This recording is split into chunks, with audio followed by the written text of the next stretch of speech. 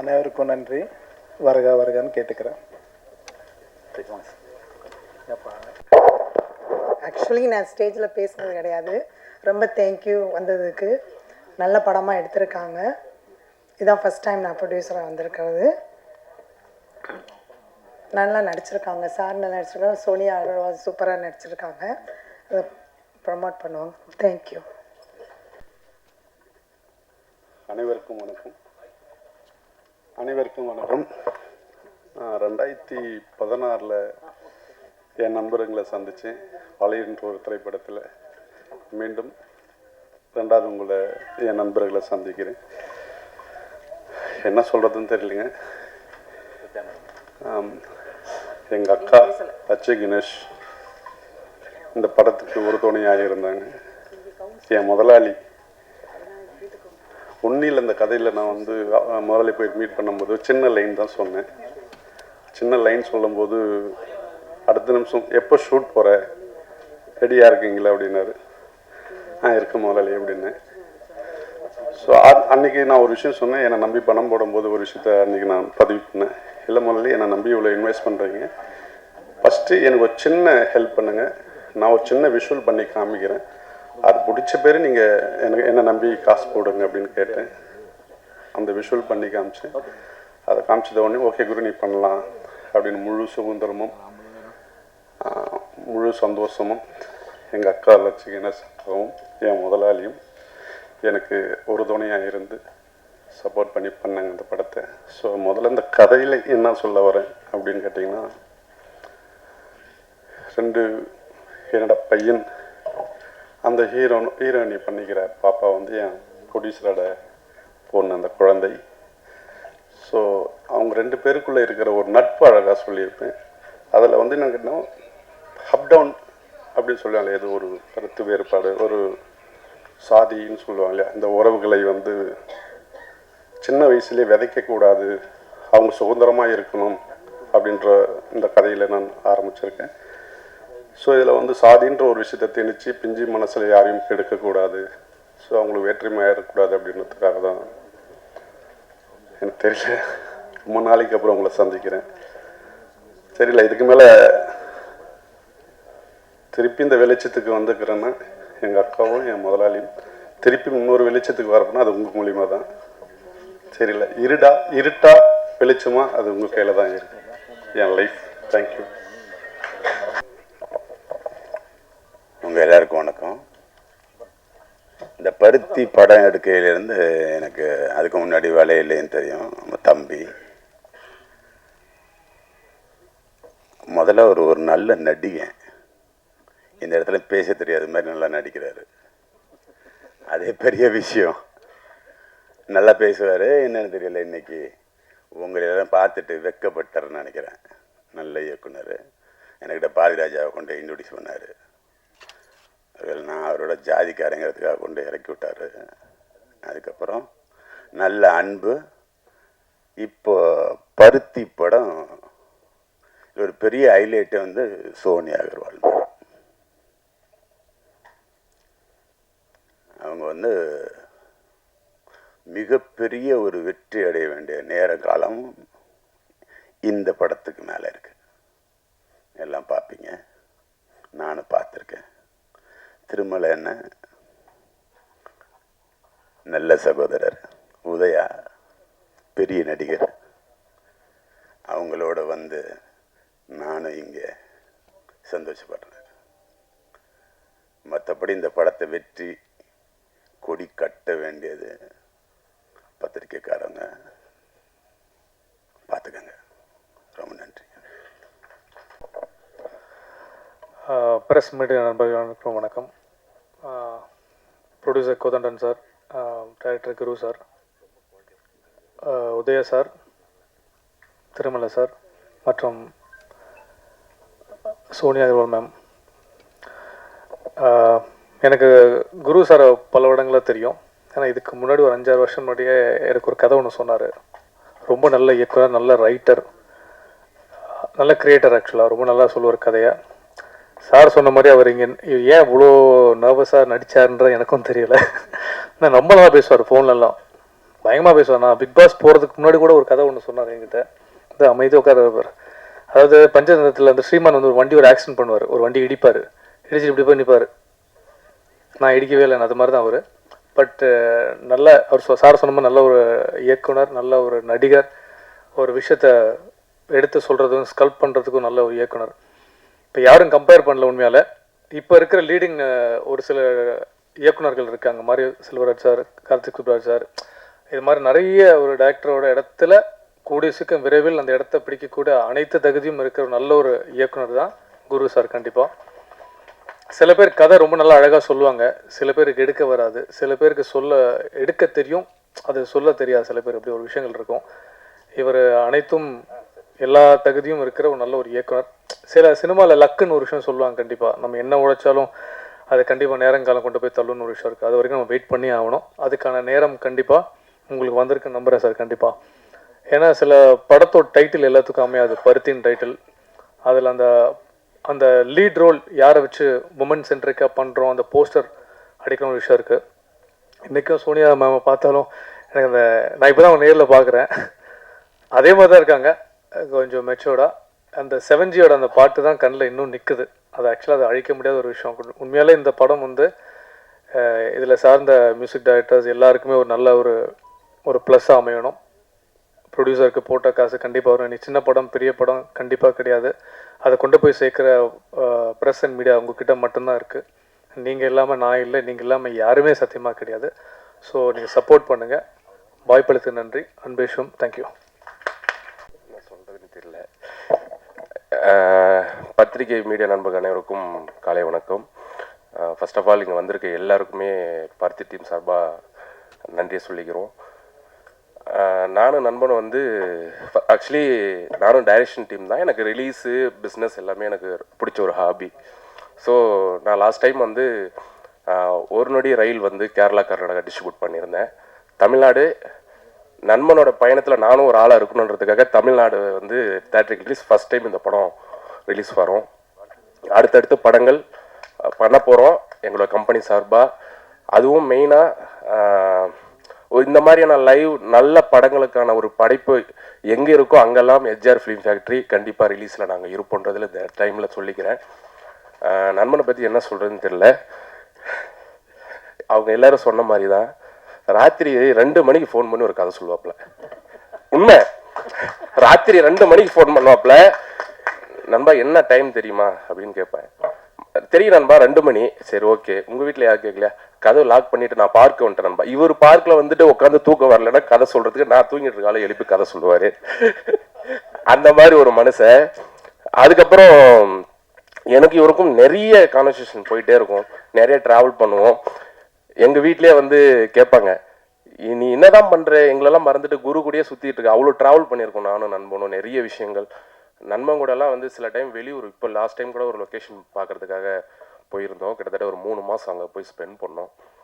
போயிட்டு அங்கே இருக்கிற முன்ன பின்ன தெரியாத ஒரு ஊருக்குள்ளே போய் 2 நாள் பார்க்குறேன்.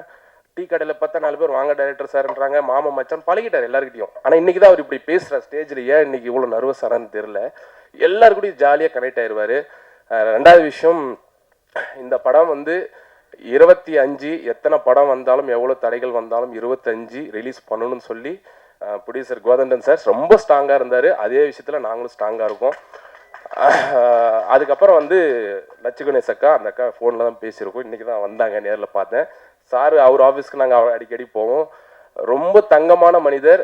அதாவது ஒரு படம் வந்து ஒரு டைரக்டரும் ஒரு ப்ரொடியூசரும் சேரும்போது நல்லாயிருக்கும், ஒரு படம் ஆரம்பிக்கும் போது நல்லாயிருக்கும். ஆனால் அந்த படம் முடிஞ்சதுக்கப்புறம் பார்த்தீங்கன்னா ஏதோ ஒரு நெடல், ஒருத்தருக்கு ஏதோ ஒரு பிரச்சனை, சங்கடங்கள் இருக்கும். ஆனால் இப்போ வரைக்கும் இந்த படம் ஆரம்பிச்சதுலேருந்து இன்னைக்கு டேட் இப்போ வரைக்கும் சரி, அவங்க 2 பேரும் அவ்வளோ அன்னோனியும், அவருக்கு தெரியாமல் இவர் எதுவும் பண்ண மாட்டார். ஒவ்வொன்றும் அவ்வளோ பாண்டிங்கில் ஒரு ப்ரொடியூசரும் டைரக்டரும் இந்த அளவுக்கு கனெக்டிவிட்டியாக இருக்காங்க. இதை தாண்டி இந்த படம் ரிலீஸ் டேட் போடுற அன்னைக்கு குரு அடுத்த படம் ஆரம்பின்னு சொல்லி அன்னைக்கே வார்த்தை கொடுத்தாரு ப்ரொடியூசர். உண்மையிலே சார் ரொம்ப ரொம்ப நன்றி. ஏன்னா பல வெற்றி படிகளை வந்து இது மட்டுமே குருவோட லெவல் கிடையாது. இதை தாண்டி ஒன்று இருக்குது, அதை நான் நம்புகிறேன், ஒரு நண்பனாக நம்புகிறேன். கண்டிப்பாக வந்து இதை தாண்டி அடுத்த வருஷம் இன்னொரு படம் பெருசாக ஒன்று வச்சுருக்காரு. அந்த கதை நான் உண்மையிலே நான் மிரண்டுட்டேன். பிஆர் நிதிஷ் கூட தெரியும். அப்புறம் இன்னொன்று, நிதிஷை பற்றி பேசி ஆகணும். பிஆர்ஓ அப்படின்னா உங்களுக்கு தெரியும் எல்லாமே அரேஞ்ச்மெண்ட் பண்ணிடுவாங்கன்னு. இன்றைக்கி விடிய காலையில் நான் வந்து சரி ஓகே ஏரியா ஃபுல்லாக போஸ்ட் ஓட்டலாம் ஒட்டிகிட்டு இருந்தாங்க. சரி எல்லாமே போய் பார்த்துட்டு வருவோம் அப்படின்னு சொல்லிட்டு உடனே டைரக்டர் வரேன்ட்டாரு. பிஆர்ஓ என் கூட சேர்ந்து இன்னைக்கு வந்து போஸ்ட் ஓட்டினாப்ல. அதனால நிதிஷ் சார், ஏன்னா அது வந்து நான் இது பிஆர்ஓ நான் என் வேலை இதுதான் அப்படின்னு இல்லாமல் நட்புக்காக அவ்வளோ தூரம் இயங்கிட்டு இருக்காரு. ஸோ நிதிஷ்க்கு என்னுடைய வாழ்த்துக்கள் சொல்லிக்கிறேன். அப்புறம் வந்து சோனியா மேடம், நான் உங்களுடைய மிகப்பெரிய big fan ma'am. 7G rainbow colony வரும்போது நான் வந்து கிட்டத்தட்ட தேட்டர்லையும் படம் பார்த்துட்டு கிட்டத்தட்ட சிடி அத்தனை வாட்டி, அப்போல்லாம் சிடி அவ்வளோ வாட்டி உங்கள் படம் கோவில் எல்லாமே நான் வந்து அவ்வளோ ஃபேன், உங்களுக்கு மிகப்பெரிய பிக் ஃபேன். இந்த படம் நான் ரிலீஸ்க்கான வரதுக்கான விஷயமும் உங்களோட ஒரு ஃபேனாக தான் இந்த படத்தை நான் எடுத்திருக்கேன் ma'am. Thank you so much ma'am. படம் பார்த்தேன், உண்மையிலே எக்ஸ்ட்ரானரி ஆக்டிங் மேடம், சூப்பராக பண்ணியிருக்காங்க. ரொம்ப நாளைக்கு அப்புறம் மேடத்தோடைய வேற ஒரு ஆங்கிளில் நீங்கள் இந்த படம் பார்ப்பீங்க. அப்புறம் வந்து புடிசரோட பொண்ணு நடிச்சிருக்காங்க வர்ஷா. அவங்க வந்து பயங்கரமாக வந்து லாஸ்ட்லாம் கிளைமேக்ஸ்க்கு முன்னாடி நீங்கள் கண்டிப்பாக நான் நெக்ஸ்ட் வீக்கில் ப்ரிவியூ பார்க்க தான் போகிறீங்க கூடி சீக்கிரம். அந்த பாப்பா எக்ஸ்ட்ரானரி பண்ணியிருக்காங்க. அதை தாண்டி டைரக்டரோட பையன் திலீஷ் பிச்சுட்டான், கிளைமேக்ஸ்லாம் பிச்சுட்டான். எனக்கே கண்ணீர் வந்துருச்சு அந்த படம் பார்க்கும்போது. ஸோ எனக்கு ஒவ்வொரு விஷயமும் எவ்வரி ஃப்ரேம் ஒவ்வொன்றுமே நீங்கள் பேக்ட்ராப் ஆகட்டும், அந்த நேட்டிவிட்டி ஆகட்டும், ஒரு வீடு, அந்த வீட்டுக்குள்ள இருக்கிற திங்ஸ் அவ்வளோ லைவாக. இதில் உண்மை நிறைய விஷயம் சொல்ல போனால் எல்லா வேலையும் இவரே ஒரே ஆள் எடுத்து போட்டு பண்ணி அந்த ஊரே ஒரு செட்டப் ரெடி பண்ணி வச்சிருக்காரு. இப்போ அந்த ஊருக்கு போனால் மாமா மச்சான் ஒரு ஊரே நீ கொண்டாடிட்டு இருக்காங்க. அந்த பருத்தி படம் எடுத்த ஊர் தென்கனி கோட்டை. அந்த ஊர் எப்போ வரீங்க மாப்பிள்ள, இவர் மாப்பிள்ள மாதிரி பார்க்குறாங்க விட்டு, எனக்கு தெரிஞ்சு இன்னொரு பொண்ணு கூட கொடுத்துருவாங்கன்னு நினைக்கிறேன். அந்த அளவுக்கு இருக்காப்புல. அதனால நெக்ஸ்ட் படம் கண்டிப்பாக சொல்கிறேன், இந்த பருத்திக்கு அப்புறம் குரு பண்ணுற படம் மிகப்பெரிய சக்ஸஸாக நெக்ஸ்ட் இயர் பேசப்படுற ஒரு படமாக இருக்கும். அந்த அளவுக்கு அவருடைய எழுதுகோளும் அவருடைய வார்த்தைகளும் டைலாக் சென்ஸும் பயங்கரமான பிரில்லியன்ட். அவரோட பேனால அந்த வரிகளில் வந்து ரொம்ப ஸ்ட்ராங்காக இதுலேயுமே எழுதியிருக்காரு. நீங்கள் கண்டிப்பாக படம் பாருங்கள். இந்த படம் நான் ரிலீஸ்க்கு வரதுக்கான காரணம் ஒரே வார்த்தை தான், ஒரு நல்ல படைப்பு, கண்டிப்பாக அது மக்கள்கிட்ட போய் சேர்க்கணும். இந்த படம் இன்னும் 100 வருஷம் கடந்தும் இந்த படத்தோட பேரை சொல்கிற அளவுக்கு ஒரு நல்ல படைப்பு குரு கொடுத்துருக்காரு. கண்டிப்பாக அதை எடுத்துகிட்டு போய் நீங்கள் சேர்க்கணும். இந்த மாதிரி படங்கள் எந்த படம் இந்த மாதிரி வரும்போது எஸ்ஆர் ஃபிலிம் ஃபேக்ட்ரி கூட இருக்கும். அப்புறம் திருமலண்ணன் தம்பி ஒரே ஒரு வார்த்தை தான் நேற்று கேட்டேன், ஆடியோ வந்து திருமலண்ணன் தான் வாங்கியிருக்காரு. நேற்று கேட்டவுடனே ஒன்றுமே சொல்ல, தம்பி பண்ணிடலாம் விடு அப்படின்னாரு, ஒரே வார்த்தை. இந்த நேரத்தில் திருமலண்ணாவுக்கு நன்றி. அப்புறம் வந்து எல்லாருக்குமே ரொம்ப நன்றி. Thank you all. குட் மார்னிங் எல்லாருக்கும். ரொம்ப தேங்க்ஸ் வந்திருக்கிறதுக்கு. Special thanks to my uncle, my aunty and the opportunity எனக்கு கொடுத்தேன் எங்கள் அப்பா.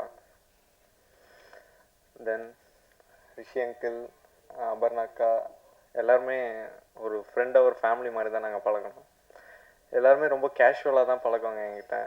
அப்புறம் அலெக்ஸ் அண்ணன், நான் அவ்வளோ மிஸ்டேக் பண்ணுவாங்க, எல்லாமே அலெக்ஸ் அண்ணன் தான் எனக்கு சரி பண்ணி கொடுப்பாரு. எல்லாத்துக்கும் ரொம்ப தேங்க்ஸ்ண்ணா. தேங்க்ஸ்ப்பா. அனைவருக்கும் இனிய காலை வணக்கம். பருத்தி அப்படின்னாலே ஒரு அப்படி பூக்குன்னு அர்த்தம் இல்லையா?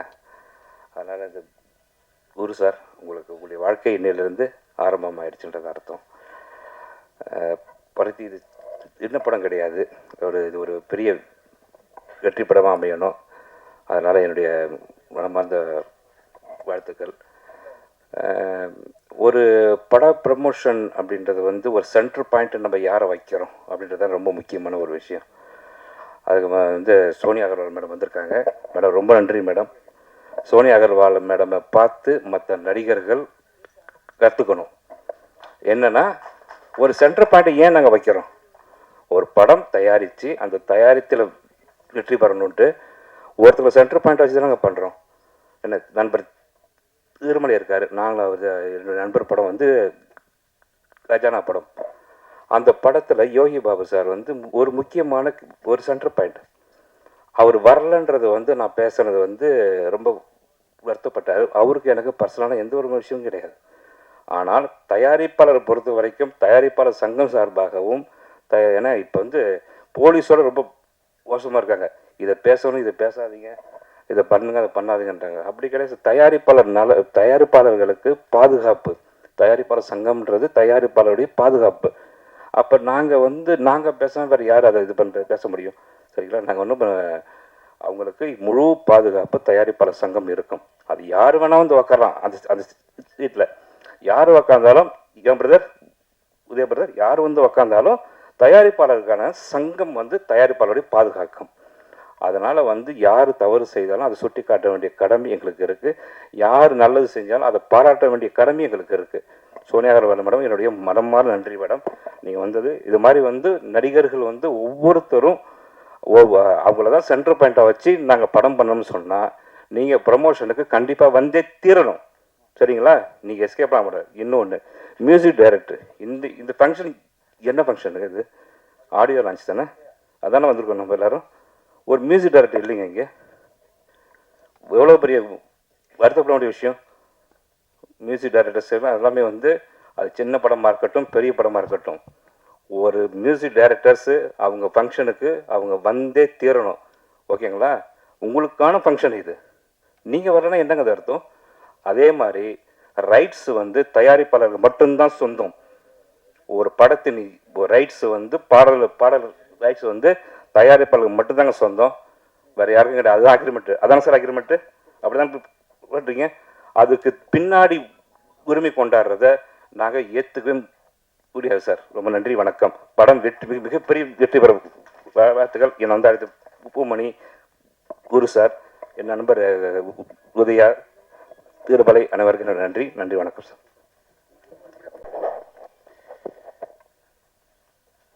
வந்திருக்கக்கூடிய பத்திரிகை மற்றும் ஊடக நண்பர்களுக்கு வணக்கம். விழாவே கொஞ்சம் லேட் ஆகிடுச்சு. அதனால் இவ்வளோ நேரம் வெயிட் பண்ணுற உங்களுடைய ப்ரெஸ்ஸுக்கு எல்லாருக்கும் தயாரிப்பாளர் சார்பாக நானே வருத்தத்தை நன்றியும் சொல்லிக்கிறேன். காரணம், இந்த சிறு படத்தை தான் நம்ம ஊக்கப்படுத்தணும், உற்சாகப்படுத்தணும், அதற்கான அங்கீகாரத்தை கொடுக்கணும். அவ்வளோ பொறுமையாக இருந்து இந்த ஃபங்க்ஷனை ஆரம்பிக்கிற வரைக்கும் நீங்கள் இருக்கிறதுலே மகிழ்ச்சி. தமிழ் சினிமா அப்படின்னு சொன்னால் மறக்க முடியாத ஒரு தயாரிப்பாளர், இயக்குனர், இந்த ரெண்டு இனங்கள் இல்லை என்று சொன்னால் தமிழ் சினிமாவே இல்லைன்றதான் என்னுடைய கண்ணோட்டத்தில் நான் பார்க்கிறேன்.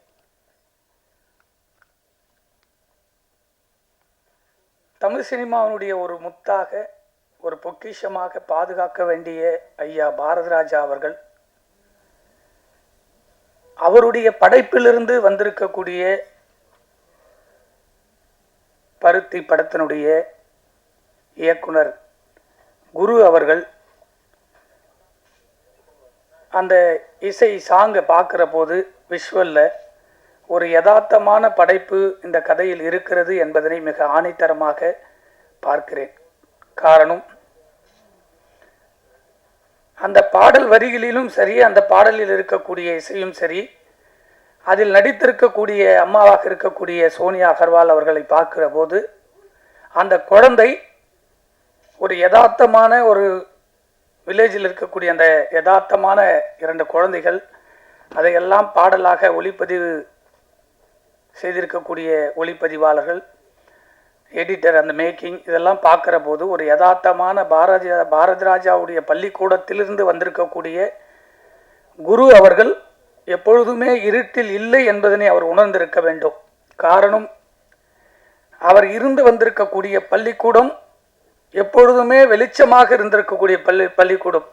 ஒரு உதவியாளனாக இருக்கும்போதே வெளிச்சத்தில் இருந்த நீங்கள் இப்பொழுது இயக்குநராக அவதாரம் எடுத்த பிறகு நீங்கள் இனிமேல் பெரிய வெற்றி இலக்கு இல்லை என்று சொன்னாலும் எப்பொழுதுமே நீங்கள் வெளிச்சத்தில் தான் இந்த சினிமா எப்பொழுதும் உங்களுடைய பயணத்தில் இருக்கும். காரணம், உழைப்பை யாராலும் தடுக்க முடியாது.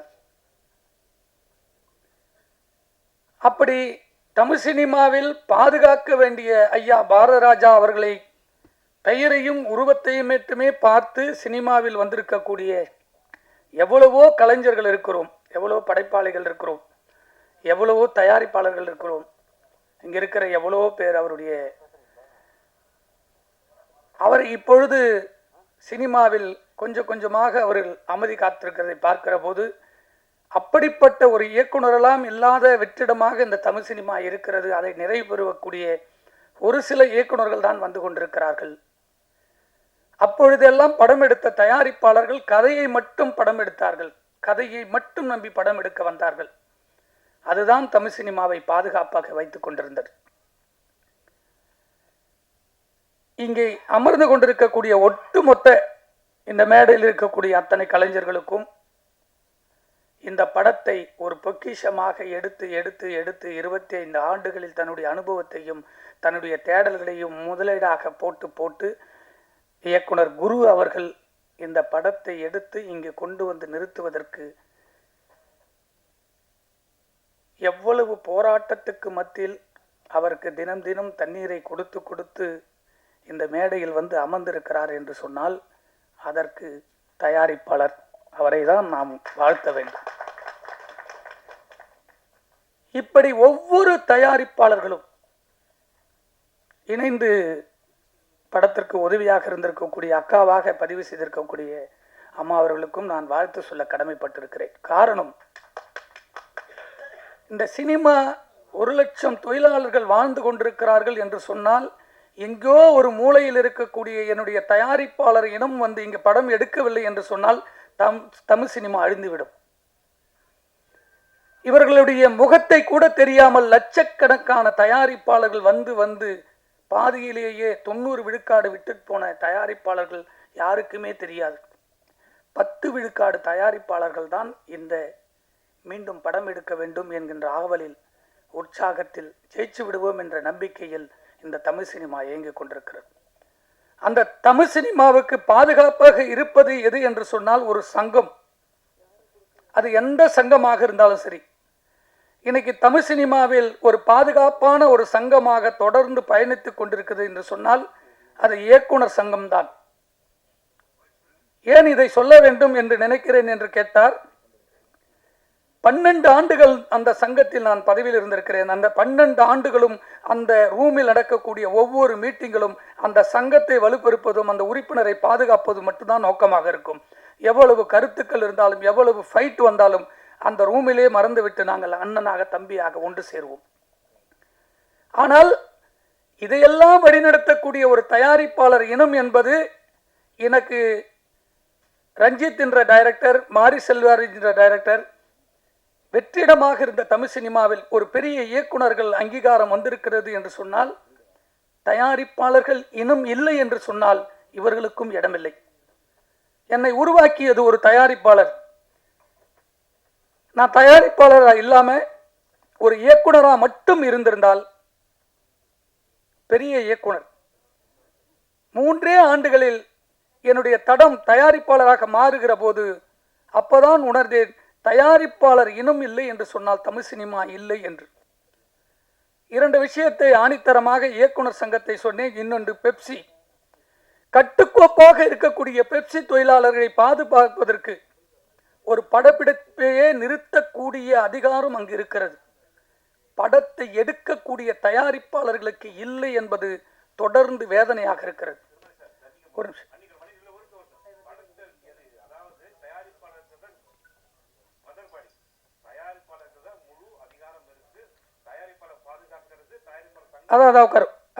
அதான் பேச போறோம்.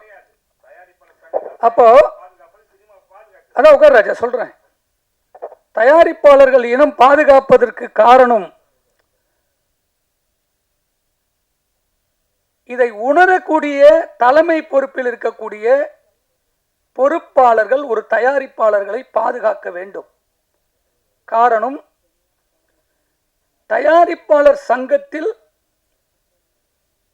தமிழ் சினிமாவை வழிநடத்தக்கூடிய தாய் சங்கம் என்று எங்களுடைய குரூப்பில் கத்திக் கொண்டிருக்கிறோம். இன்னொரு சங்கம், நடப்பு சங்கம் ஒன்று உருவாகிவிட்டது. அதற்கு தான் பொக்கிஷமாக பாதுகாக்கக்கூடிய ஐயா பாரதராஜா என்று நான் ஆரம்பித்திருக்கிறேன். இந்த படத்தால் குறைந்தது எவ்வளவு பேர் வாழ்ந்திருப்பார்கள்? பருத்தி என்ற ஒரு படத்தால் இந்த தயாரிப்பாளர் இல்லை என்று சொன்னால் இந்த படம் வெளிவருவதற்கு எவ்வளவு? ஒரு இயக்குனர் இங்கு உருவாகி 25 ஆண்டுகள் அவருடைய கனவுகளை இங்கே வந்து நிற்கிறார் என்று சொன்னால் அந்த இயக்குனருடைய போராட்டம் எவ்வளவு இருந்திருக்கும் என்பதை உணர வேண்டும். இதை பாதுகாத்து வழிநடத்தக்கூடிய ஒரு தலைமை பொறுப்பு என்பது தயாரிப்பாளர் சங்கம் என்பது மிக முக்கியமான பொறுப்பு. ராஜா சொல்லுவதை போல தயாரிப்பாளர்கள் முக்கியமானவர்கள். நாம் தயாரிப்பாளர் சங்கத்தில் இருக்கிறோம். நான் செயற்குழு உறுப்பினராக இருக்கிறேன். என்னை நம்பி நிறைய ஓட்டு போட்டு தேர்ந்தெடுத்து வந்த என்னுடைய தயாரிப்பாளர்களுக்கு நான் பாதுகாப்பாக இருக்க வேண்டும். அதற்காக தான் என்னை தேர்ந்தெடுத்திருக்கிறார்கள். அந்த பாதுகாப்பு சரிவர செய்யவில்லை என்று சொன்னால் அந்த பதவி எனக்கு தேவையில்லை. இந்த தயாரிப்பாளர் சிறுபட தயாரிப்பாளர் இப்பொழுது வெறும் 1500 உறுப்பினர்களுக்கு கொண்ட நிரந்தர உறுப்பினர் கொண்ட தமிழ் சினிமாவை வழிநடத்தக்கூடிய எந்த சங்கமாக இருந்தாலும் வழிநடத்தக்கூடிய பொறுப்பு, அது திரையரங்காக இருந்தாலும், விநியோகஸ்தர்களாக இருந்தாலும், இயக்குநர்களாக இருந்தாலும், பெப்சியாக இருந்தாலும், எந்த சங்கமாக இருந்தாலும் அதை வழிநடத்தக்கூடிய பொறுப்பு தயாரிப்பாளர்களுக்கு உண்டு என்பதனை இங்கு உணர்கிற நிலைமை சரியாக இல்லை என்பதுதான் இங்கே. இந்த ஸ்டேஜில் இந்த இயக்குனரையும் இந்த தயாரிப்பாளரையும் புதுதாக வந்து படம் எடுத்திருக்கக்கூடிய தயாரிப்பாளருக்கு அரணாக இருக்க வேண்டியது இந்த சங்கங்கள். அது நடப்பு சங்கமாக இருக்கட்டும், தயாரிப்பாளர் சங்கமாக இருக்கட்டும். சிறு படத்தை ஒதுக்கிவிட்டு தமிழ் சினிமா வாழ முடியாது. 10 விழுக்காடு கூட இல்லை பெரிய தயாரிப்பாளர்கள். அது மட்டுமே சினிமா கிடையாது. 90 விழுக்காடு இல்லை என்று சொன்னால் திரையரங்கு இல்லை. நம்ம யாருமே வாழ முடியாது. இன்னைக்கு மாசத்துல 40 ஆடியோ ஃபங்க்ஷன் நடக்குது. 45 ரிலீஸ் படங்கள் போட்டு நிக்குது. 25 31 படம் மாதத்தில் ரிலீஸ் ஆயிட்டு இருக்கு. அந்த ப்ரொடியூசரை பத்தி ஒரு நாளும் கனவு கூட நினைச்சு கூட பார்த்த எத்தனை சங்கங்கள் இருக்கு. இதுக்கு யார் பாதுகாப்பு கொடுப்பாங்க? 3 வருஷத்துக்கு ஒரு டைம் எலெக்ஷன், 2 வருஷத்துக்கு ஒரு எலெக்ஷன். அந்த எலெக்ஷன் நின்று பதவியில் வந்து உட்கார்றதுக்கு இந்த பொறுப்பு கிடையாது. ஒரு நாள் தயாரிப்பாளர்களுக்கு மாற்றத்தை உருவாக்க வேண்டும் என்றால் பாதுகாப்பு அரண் உள்ள ஒரு பொறுப்பில் உள்ளவர்கள் அமர வேண்டும். என் தயாரிப்பாளர் வந்து நின்று ஒரு சால்வை போட்டு ஒரு பொக்கை போட்டு கொடுத்துட்டு போனோம். அதுக்கு தான் ஒரு சங்கங்கள். அது இல்லை என்பதுதான் மத வேதனையாக இருக்கிறது. நானே ஒரு செயற்குழு உறுப்பினராக இங்கு பதிவு செய்வதற்கு காரணம், திரையரங்கு அவர்கள் சொல்லுவது சட்டமாக இருக்கிறது, விநியோகஸ்தர்கள் அவர்கள் சொல்லுவது சட்டமாக இருக்கிறது. ஷூட்டிங்கை நிறுத்தக்கூடிய அதிகாரி, ஷூட்டிங்கை நடத்தக்கூடிய என் தயாரிப்பாளர்களுக்கு எத்தனை பேர் பாதுகாப்பு கொடுப்பதற்கு வருகிறார்கள்? இதையெல்லாம் நான் மன வேதனையில் தான் செய்கிறேன். காரணம், ஒவ்வொரு காலகட்டத்தில் சிறுபடங்கள் நசுக்கப்படுகிறது. அன்பு தம்பி பிரஜன் அவர்கள் ஒரு ஹீரோவாக நடிச்சிருக்காரு. எத்தனை படம் நடிச்சிருக்காரு தெரியுமா? ஒவ்வொரு படமும் பொக்கிஷம். அந்த படத்தை திரையில கொண்டு வந்து நிறுத்துறதுக்கு எவ்வளவு போராட்டங்கள். ஒரு ஹீரோ சும்மா உடனே உருவாக்கிட முடியாது. இந்த 25 எவ்வளவு பிரச்சனை இருந்தாலும் நாங்கள் ரிலீஸ் பண்ணுவோம் என்று தம்பி ஸ்ரீதர் அவர்களும் தயாரிப்பாளர்கள் ஒத்துழைத்தோடு இன்னைக்கு பேசுறாங்கல்ல. அந்த திரையரங்கு கொண்டு வரத்துக்கு எவ்வளவு வேதனை இருக்கு தெரியுமா? அது அவங்க 2 பேருக்கு மட்டும்தான் தெரியும். இரவு வரைக்கும் தெரியாது. ரிலீஸ் ஆன பிற்பாடு தெரியாது எவ்வளவு பிரச்சனை இருக்குன்னு. 50 தேட்டர் கொடுத்துருவாங்க, 25 தேட்டர் கொடுத்துருவாங்க, 100 தேட்டர் வந்துடுவோம். வராது, கொடுக்க மாட்டாங்க. நம்மளே 10 படம் 20 படம் போட்டு போட்டு போட்டு ஃப்ரீயா ஒரு கண்டென்ட் கொடுத்து எந்த ரைட்ஸுமே விற்காத அளவுக்கு இங்கே நிற்குதுன்னா சினிமா தயாரிப்பாளர்களுக்குள்ள ஒரு கட்டுக்கோப்பு இல்லை என்பதுதான் இங்கே காமிக்குது. நான் எடுக்கிற படம் யாரோ போட்டுக்கிட்டு இருக்கான். கோடிகளை போட்டு எடுத்திருக்கக்கூடிய ஒரு தயாரிப்பாளருடைய பணம் ரிலீஸ் வரைக்கும் இன்னைக்கு வரைக்கும் ஒரு ஆடியோ விற்க மாட்டேங்குது. ஆனால் அடுத்த நாள் பார்த்தீங்கன்னா எல்லா சோசியல் மீடியாலும் டைலர் இருக்கும், சாங் இருக்கும். சாப்பாட்டு கடையில் போய் 10 ரூபாய் கொடுத்தாதான் 2 இட்லி கொடுப்பாங்க. அந்த ஹோட்டலுக்கு எடுத்தாப்புல என் பொருள் இங்கே சும்மா போயிட்டு இருக்கு. எந்த லாங்குவேஜிலுமே பிசினஸ் இல்லை. 90 விழுக்காடு. இந்த 90 விழுக்காடு படத்தை ஒரே குடையின் கீழ் தயாரிப்பாளர் சங்கம் தான் இங்கே சைன் பண்ணி கொண்டு வந்தா எந்த மீடியாவில், எந்த சேனலில், எந்த பிஸ்னஸுமே நடக்காது. இங்கே கண்ட்ரோலில் வரும். ரஜினி படத்துக்கு இன்னைக்கு ஓடிடி வாங்கிட்டாங்களா? இல்லை கமல் படத்துக்கு வாங்குறாங்களா? இல்லை அஜித் படத்தை இன்னைக்கு ஷூட்டிங் பண்ணும்போது விஜய் படம் எந்த பெரிய படம் 10 படத்தினுடைய ஹீரோங்களுக்கு இன்னைக்கு ஃபைனான்ஸ் கொடுக்கறதுக்கு ஆளுகள்ல, படம் எடுக்கிறதுக்கு ஆளு கிடையாது. 90 விழுக்காடு ப்ரொடியூசர்கள் என்னுடைய சொந்த தயாரிப்பாளர்கள் சொந்த பணத்தை வீட்டிலிருந்து நகையை வச்சு வீட்டு வித்து முடியாம எடுத்துட்டு வந்து ரிலீஸ் பண்றாங்க. இந்த படத்துக்கு யாரும் ஃபைனான்ஸும் கொடுக்கறது கிடையாது. இதை பாதுகாக்கக்கூடிய அரணாக தான் தயாரிப்பாளர் சங்கம் இருக்கணும். பதவியில் இருக்கிறது மட்டும் சுகம் கிடையாது. ஒரு அரணாக நின்று பெப்சியையும் இயக்குனர் சங்கத்தையும் வழிநடத்துகிற செல்மணியைப் போல அவரையே சங்கம் எடுத்து வழிநடத்தக்கூடிய ஒரு தலைவனாக இங்கு வந்து அமர வேண்டும். பதவி என்பது தோளில் போடுகிற துண்டை போல என் தயாரிப்பாளர்களை பாதுகாப்போடு வழி நடத்துவதற்கு ஒரு தலைவன் இல்லாதனால் இங்கு தொழில் ரீதியாக ஒவ்வொரு தயாரிப்பாளர்களும் பாதிப்படைந்து கொண்டிருக்கிறோம். இதை தட்டி கேட்கறதுக்கு ஆள் இல்லை, ஒரு ஆள் இல்லை. இவ்வளவு பெரிய கலைஞர்களை கொண்டு பருத்தி என்ற திரைப்படம் இன்னைக்கு அதுக்கு முன்னாடி பூஜை போட்டால் குறைஞ்சது எஃப்எம்எஸ் ஒரு 10 லட்சம் விற்றுருக்கோம், ஆடியோ ஒரு 2 லட்சம் போகும், தெலுங்கு வந்து 2 லட்சம் கொடுத்து வாங்கிட்டு போங்க, மலையாளம் கன்னடம் எல்லாமே போகும், சேட்டலைட் போகும். இன்னைக்கு வரைக்கும் இந்த பிளாட்பாரத்தில் எதில் ஓடிடியில் போகிறதுன்னு கூட தெரியாமல் வாரத்தில் 25 புடிசை தவிச்சு கொண்டிருக்கார். ஒரே நைட்டில் இதை நிறுத்தி தயாரிப்பாளர்கள் விற்க முடியும் என்ற போராட்டம் எவ்வளவோ காலகட்டத்தில் ஒவ்வொருவரும் அந்த 10 பேர் வாயறதுக்காக சினிமாவை வச்சுட்டு இருக்காங்க. 10 பெரிய ஆளுங்க ஒவ்வொரு ஃபங்க்ஷனில் தான் சொல்கிறேன். விவேகானந்தர் போல 100 இளைஞர்களை போல சினிமாவை மாற்றத்த முடியும். தயாரிப்பாளர்களுக்கு பாதுகாக்க வேண்டும் என்பதை போல என் படம் எடுக்கிற தயாரிப்பாளர்கள் தொழில் ரீதியாக ஒவ்வொரு நாளும் விற்கணுன்றத சட்டத்திலே இருக்கு. எல்லாம் ஃப்ரீயாக போயிட்டு இருக்கு. படம் ரிலீஸ் ஆகுது, இன்னைக்கு நைட்டு காலையில் பாருங்க எல்லா படமே பிளாக்ல ஓடுது. அன்னைக்கு பைரேசி போய் தட்டி கேட்டாங்க, இன்னைக்கு பைரேசியே தேவையில்லை, ஆன்லைனில் போட்டு போயிட்டே இருக்கான், அவன் எங்கே இருக்கான்னு கூட கண்டுபிடிக்க முடியல. இது தமிழ்நாட்டில் மட்டும்தான் நடக்குது. ஒரு கேரளாவில் எந்த படமான ரிலீஸ் சொல்ல பார்க்கலாம், தெலுங்குல பாருங்க, மலையாளத்தில் பாருங்க, ஹிந்தியில் பாருங்க, தமிழ்நாட்டில் ரிலீஸ் பண்ணுற எல்லா படமே இன்னைக்கு நைட் ரிலீஸ் ஆகுது. ஏன் அரசாங்கத்துக்கு தெரியாதா, போலீஸ் டிபார்ட்மெண்ட் தெரியாதா? தமிழ்நாட்டில் மட்டும் ஏன் ரிலீஸ் ஆகுது? எந்த ரைட்ஸும் விற்கல, ஆனால் எல்லா படங்களும் ஆன்லைனில் வருது. மற்ற ஸ்டேட்டில் நீங்கள் பார்க்கவே முடியாது. இதுக்கு கூட தனிப்பட்ட ஒரு மனுஷனா 10 கம்ப்ளைண்ட் கொடுத்துருக்கேன் கமிஷன் ஆஃபீஸில் போயிட்டு, 1 2 இல்லை. ஒரு படம் இன்னைக்கு கோடிகளை போட்டு படம் எடுக்கக்கூடிய ஒரு தயாரிப்பாளர்களுக்கு பாதுகாப்பு வேண்டும் என்பதுதான் நோக்கமாக இருக்கு. தொழில் ரீதியாக எல்லா விஷயத்திலுமே இந்த படம் எனக்கு தெரிஞ்சு குறைஞ்சது 2 கோடி ரூபாய், மினிமம் 2 கோடி ரூபாய் போட்டு படம் எடுத்திருப்பாங்க. ஒரு அழகான முத்துப்போல அதை பாரதிராஜா சொன்ன ஒரு கனவுகளை சுமந்து வந்திருப்பார் இயக்குனர் அவர்கள். என்னுடைய அலுவலகத்தில் 3 டைம் வரும்போது மென்மையா பேசினா அவ்வளோ கருத்துக்களை வச்சிருக்காரு, அதனால தான் அவர் மென்மையா இருக்காரு.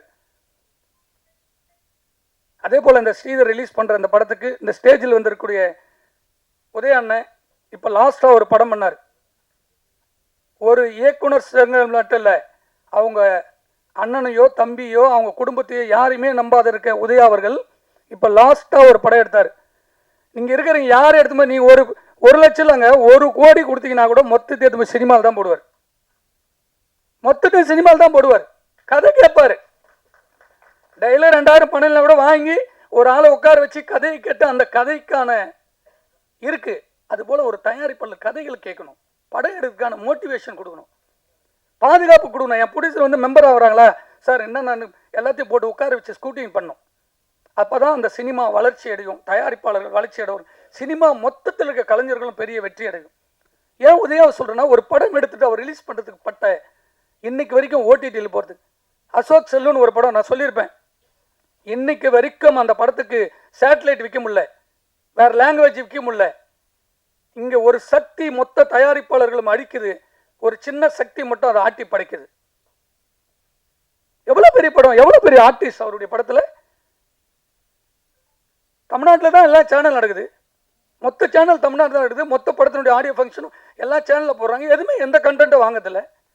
அப்போ தயாரிப்பாளர் சங்கம் நான் இப்பவும் சொல்லுகிறேன், அந்த பொறுப்பில் நான் இருந்தால் ஒரே நைட்டில் ஒரு மாற்றத்தை உருவாக்க முடியும். ஒரு நாள் இரவுல விஷால் வந்து ஒரு பெரிய தமிழ் சினிமாவில் மாற்றத்தை எல்லாரையும் ஓட விட்டாப்ல, தயாரிப்பாளர் தான் அப்படின்னு விஷால் உட்கார்ந்து ஒரு நைட்டில் மாற்றத்தை உருவாக்க முடியும். அந்த மாற்றம் விரைவில் வரும். என் தயாரிப்பாளர்களுக்கு பாதுகாப்பு கிடைக்கும் என்பதனை வலியுறுத்தி விடைபெறுகிறேன். நன்றி, வணக்கம். திருப்படையுடைய கோரிக்கை அனைத்தும் நலன் காக்கும் அணி பதவியேற்றவுடன் அதை செயல்படுத்தப்படும். நன்றி, வணக்கம். எல்லாருக்கும் காலை வணக்கம். இங்கே வந்திருக்கும் பத்திரிகை, மீடியா, யூடியூபர்ஸ், இன்ஃப்ளூயன்சர்ஸ் எல்லாருக்கும் வாழ்த்துக்கள், நன்றி, வணக்கம். மேடம், கதை நாயகனுடைய அப்பா இல்லை, நாயகியுடைய அம்மா அப்பா. ஆமாம். ஸோ இந்த படம் பருத்தி, நம்ம சோனியா அகர்வால் மேடத்தை வந்து ரொம்ப அழகாக பார்த்துருப்போம் நிறைய படங்களில், அவங்கள எல்லாருக்கும் பிடிக்கும். பட் இந்த படத்தில் அவங்க வாழ்ந்துருக்காங்க ஒரு வித்தியாசமான காட்டுக்குள்ளே. ஒரு காஸ்டியூம்ஸ்லாம் பார்த்தீங்கன்னா சும்மா சாதாரணமாக கிராமத்தில் இருக்கிற மக்கள் மாதிரி. ஸோ ரொம்ப நல்லா பண்ணியிருக்காங்க, நன்றி மேம். அடுத்தபடியாக ப்ரொடியூசர்ஸ், இந்த படத்தோட நண்பர் கோதண்டா அவர்கள், மேடம் லட்சு கணேஷ் அவர்கள் இந்த படத்தை தயாரிப்பதற்கு மிகவும் ரொம்ப டைரக்டர் கஷ்டப்பட்டு அவங்கள ஓகே பண்ணி இந்த படம் எடுத்திருக்காரு. கண்டிப்பாக இந்த படம் ஜெயிக்கணும். அப்புறம் டைரக்டர் பார்த்தீங்கன்னா இப்போ பேசவே அவர் ரொம்ப சங்கடப்பட்டார். ஆமாம், அவங்க எந்திரிங்க. அவர் வந்து எங்கள் மச்சான், அவர் என்னை மாப்பிள்ளை தான் கூப்பிடுவார். பார்த்தீங்களா, இப்போ கை கட்டிக்கிறத பாருங்கள், அப்படி தான் நடிப்பார். ஆனால் உண்மையிலே திறமையான நடிகன். இப்போ நீங்கள் நிறையா படம் நான் நடிச்சிருக்கேன். இந்த வருஷத்தில் எனக்கு 5வது படம் ரிலீஸ் ஆகுது. ஆனால் நாங்கள் எப்படி இப்போ டேரக்டர்ஸ் பார்த்தீங்கன்னா, வாங்க இப்படி பண்ணுங்கள், இப்படி கதை வருது, இந்த நேரத்தில் இப்படி நிற்கணும், இவர் அப்படி தான் சொல்லுவாங்க. பட் அவர் அப்படி இல்லை, அதை அப்படியே நடித்து காட்டிடுவார். ஒரு படம் ஒரு சீனில் கைத்து தொங்கணும், இவரே முதல்ல தொங்கிட்டு இருக்காரு. இவர் தொங்கிட்டு இருக்காரு, அங்கே வந்து பார்க்குறோம், என்னடா பண்ண டேரக்டர் தொங்கிட்டு இருக்காரு. ஏன்னா அந்த அளவுக்கு அந்த கதைகளில் வந்து என்ன இருக்கணுங்கிறத வந்து ரொம்ப கஷ்டப்பட்டு பயங்கரமாக அந்த படம் பண்ணியிருக்காரு. கண்டிப்பாக ஜெயிச்சு வரணும் சார். உங்களுக்கு பெரிய வந்து பிளஸிங், உங்களுக்கு பெரிய ஒரு ஃப்யூச்சர் இருக்குது. எல்லாருமே சொல்லியிருக்காங்க பெரியவங்க. அது மாதிரி இந்த படத்தில் எனக்கு பேராக வந்து சுகன்யா நடிச்சிருக்காங்க. அவங்களும் நல்லா பண்ணியிருக்காங்க. அந்த கேரக்டருக்கு வந்து நிறைய பேரை செலக்ட் பண்ணார். இல்லை டேரக்டர் நிறைய பேரை செலக்ட் பண்ணி ஒருத்தரெல்லாம் வந்து நடிக்க வச்சு ஒரு வாரம் நடிக்க வச்சுட்டு அப்புறம் அவங்கள வேணான்னு சொல்லிட்டாரு. ஏன்னா அந்த கதைக்கு இன்னும் வேணும் அப்படின்ட்டு. ஸோ அந்தளவுக்கு ரொம்ப உயிரோட்டமாக வந்து சுகன்யா பண்ணியிருக்காங்க. அது மாதிரி இந்த படத்தில் நடித்த முக்கியமான நான் சொல்லணும், நரேன், இந்த சில்வா, நரேன், சிபி, அபர்ணா, இவங்கெல்லாம் ரொம்ப நல்லா பண்ணியிருக்காங்க. இவங்க எல்லாருமே நல்லா வேலை வாங்கியிருக்காரு. ஸோ இந்த மாதிரி ஒரு மேடை கிடைக்காதா அப்படின்னு எல்லாருமே இயங்குறவங்க தான். ஸோ அவங்கள நான் அறிமுகப்படுத்துறதுல ரொம்ப பெருமையாக நினைக்கிறேன். ஸோ அது மாதிரி இந்த படம் வந்து தில்லிஸ் அவருடைய இயக்குனருடைய பையன். ஃபஸ்ட்டு ஒரு வாரம் பார்த்தீங்கன்னா வந்து ஏதோ புதுசு தானே, ஒன்று பெருசாக பண்ண மாட்டான், ஏதோ செய்வான், 2 வாரம் திட்டுவார் பண்ணுவார். அந்த ஒரு வாரத்துக்கு அப்புறம் பார்த்தீங்கன்னா அவருடைய நடிப்பு எவ்ரி சிங்கிள் டேக்கில் எல்லாமே ஓகே பண்ணான். பயங்கரமாக நடித்தான் அந்த பையன், பயங்கர இன்வால்மெண்ட்டு. அவனுக்கு ஒரு பெரிய ஃபியூச்சர் இருக்குன்னு நம்புறேன் இதில். அது மாதிரி எனக்கு பொண்ணாக பண்ணேன், ஒரு ப்ரொடியூசர் கோதண்டாவுடைய பொண்ணு. அந்த பொண்ணு வந்து அவங்க ஆக்சுவலி பெங்களூர், இந்த பொண்ணு தமிழ் அவ்வளோ தெரியாது, இது தெரியும் கொஞ்சம் கொஞ்சம். அதே மாதிரி அந்த பொண்ணு டே 1லேருந்து சிங்கிள் ஷாட்டில் எல்லாமே ஓகே பண்ணி, அது அழுகிறதா இருக்கட்டும், சிரிக்கிறதா இருக்கட்டும், அது நீங்கள் பார்த்துருப்பீங்க சாங்கெலாம். அவ்வளோ ஒரு ரொம்ப டெடிக்கேட்டோட அது இந்த சினிமாவில் நடிக்கணும்னு அவ்வளோ ஆசை, அந்த வெறியோட நல்லா பண்ணது. ஸோ அந்த பொண்ணு பெருசாக இந்த படத்து மூலிமா தமிழ் சினிமாவில் ஒரு நடிகை வரணும்னு நினச்சிக்கிறேன். அது மாதிரி இன்னும் இன்னைக்கு வந்து மியூசிக் டைரக்டர் இன்னைக்கு வரலைன்னு நினைக்கிறேன். பட் அவர் வந்து ரொம்ப அந்த சாங் நாங்கள் வந்து ட்ராக் கேட்கும்போதே ஒரு பாட்டுன்னு பார்த்தீங்கன்னா அவ்வளோ ஒரு உயிரோட்டமாக நம்ம ஏற்கனவே கேட்ட மாதிரியே இருக்கும். நீங்கள் கேட்டிருப்பீங்க, இன்னும் படத்தில் பார்க்கும்போது பாருங்கள், ரொம்ப நல்லாயிருக்கும். ஸோ இந்த படம் மிகப்பெரிய வெற்றியாக அமையணும், எங்கள் எல்லாருக்கும் ஒரு வாய்ப்பாக இருக்கணும். இந்த வருஷத்தில் இது என்னுடைய கடைசி படம்னு நினைக்கிறேன். ஸோ இந்த படம் மிகப்பெரிய வெற்றியோடு வாழணும்னு வாழ்த்துக்கிறேன். நன்றி, வணக்கம். அனைவருக்கும் வணக்கம். தயாரிப்பாளர் மற்றும் இயக்குனர் அவர்களுக்கு வாழ்த்தும் நன்றியும். இந்த படம் எல்லாம் முடிஞ்சதுக்கப்புறம் தான் கடைசியாக தான் நான் இணைஞ்சேன். சார் கூப்பிட்டு ஒரு பெத்தா சாங் இருக்குது, அதில் ஒரு 4-5 வரி எழுதணும் அப்படின்னு கேட்டார். சரி ஓகே சார். கதைக்களம் வந்து சமூக சிக்கலில் சிக்கி தவிக்கிற சிறார்களை பற்றி தான், அந்த வலி, அந்த உணர்வு, அதை தாங்குற மாதிரி ஒரு பதிவு தான் அவர் பதிவு பண்ணியிருக்காரு. கண்டிப்பாக அது வந்து யாராவது சொல்லி தான் ஆகணும். அந்த பாலியத்தை கடக்கிறது ரொம்ப ரொம்ப கஷ்டமான விஷயம். முரணான சமூகம், அந்த பார்வை, கோணம் எல்லாம் எதுவுமே இன்னும் மாறலை. அதை இப்போது பதிவு பண்ணதுக்கு சார் அவர்களுக்கு நன்றி. அதுலேயும் நான் சின்ன ஒரு பங்களித்ததுக்கு அந்த டீமுக்கு ரொம்ப வாழ்த்தும் நன்றியும், ஊடக நண்பர்களுக்கும் நன்றி. ஃபர்ஸ்ட் வீடியோ எடுத்துக்கலாம், அப்புறம் ஃபோட்டோ எடுத்துக்கலாம்.